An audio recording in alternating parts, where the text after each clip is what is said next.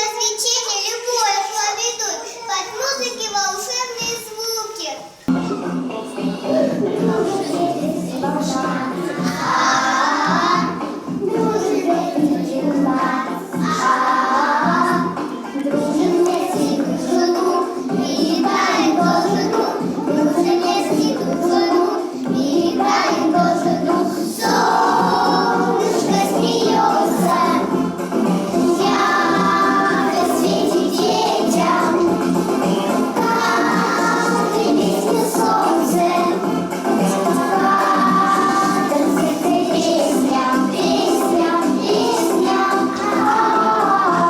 Исәмәт авылында шундый тантаналы, шагу төсләргә, ихлас балалар елмаюына бай чара узды.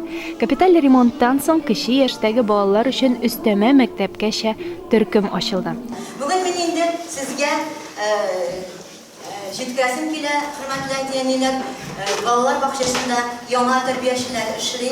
Ул безнең Фатима Равил кызы, зур балалар төркемендә булачак һәм Венера Исмагыйль кызы кечкенәләр төркемендә эшләячәк. Бүген мин рәхмәтемне җиткән хөрмәтле әтиәниләр сезгә, гаиләләрегез белән.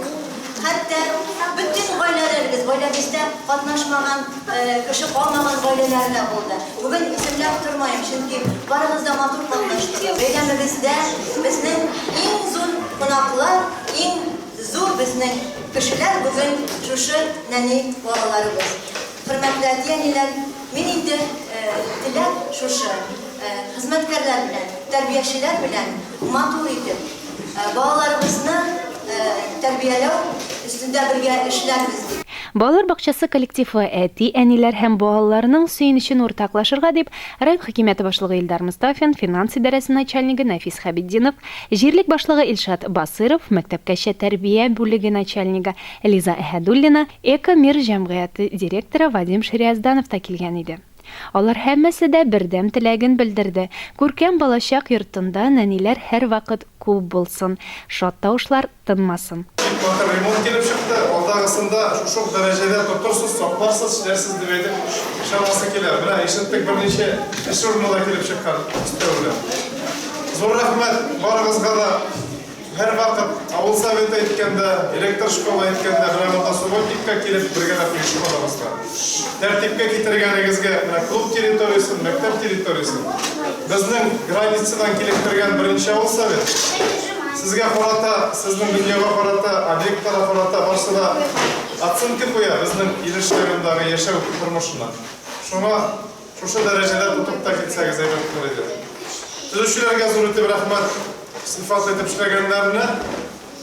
Алдагысында мин тик теләймен, балалар барлыктыр. Язарга да, укырга да, мәктәпкә сылып әзер булып керүләр. Безнең бер тәләп, безгә балалар бик күп кирәк.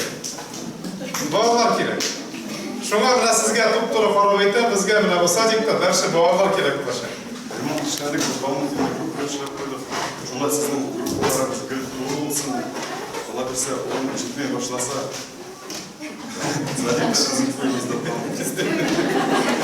1981 елда төзелгән балалар бакчасы заманында матур, уңайлы була. Вакытлар узган саен ул заман таләпләренә туры килми башлый.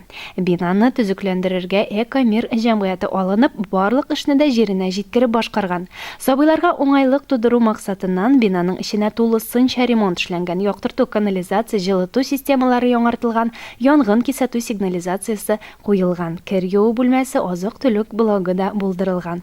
Бакча чын мәгънәсендә яңарыш кичергән әйтерсең дә, аңа икенче тормыш биргәннәр. Әлеге матурлыкка балалар гына түгел, әти-әниләр дә соклануын яшермәде. От имени всех родителей хочу выразить огромную благодарность администрации нашего района, отделу образования, строителям, спонсорам, а также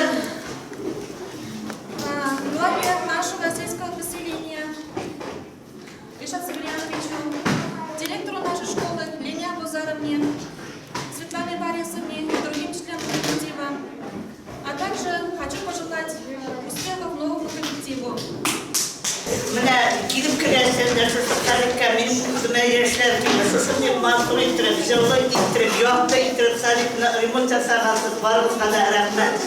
Анан администрацияға, ауыл советіне, үйлеріңіз жылы, юларымыз болды, сулар кірген, басы ішінде сізге зор рахметіңізді білдіреміз. Ауылға мансур иттеріп, су кірпедіңіз, ансына да рахмет. Гіртіге, біз сұраймыз, біз мәнтімді рахмет еткенді.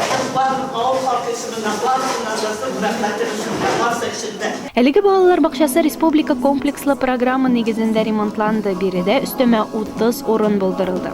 Бакча хәзер 2 төркемгә исәпләнгән. Яшь ярымнан 3 яшькә һәм 3 яшьтән 7 яшькә кадәрге нәниләр өчен. Алин Хадимуллина, Ренат Хадимуллин, Иллеш телерадиокомпаниясе.